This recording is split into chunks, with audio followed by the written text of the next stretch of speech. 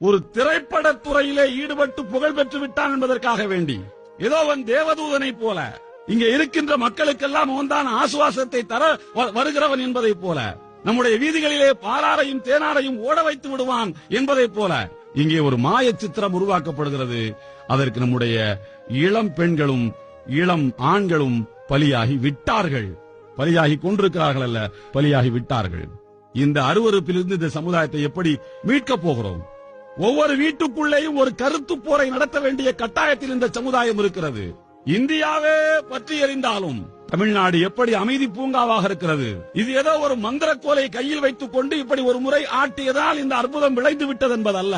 இந்த அமைதிக்கு பின்னால், இந்த அற்புதத்துக்கு பின்னால் நம்முடைய முன்னோர்களின் உழைப்பு இங்கே கொட்டப்பட்டிருக்கிறது. நம்முடைய முன்னோர்களின் தியாகம் இருக்கிறது. அந்த தியாகத்தை, அந்த உழைப்பை தெரியாத ஒரு தலைமுறை உருவாக்கப்பட்டிருக்கிறது. ஞாயிற்றுக்கிழமை தானே ஒரு நாள் சினிமா பார்த்து விட்டால் என்ன ஆகிவிடப் போகிறது என்று நாம எல்லாரும் போட்டு டிவியை போட்டு முன்னால உட்கார்ந்த பாருங்க. அதனுடைய விளைவை இப்போது நாம் அனுபவித்துக் கொண்டிருக்கிறோம். எது வேடிக்கை என்றும் பொழுதுபோக்கு என்றும் கருதினோமோ அது நம்முடைய தலையில் நெருப்பாக எரிந்து கொண்டிருக்கிறது.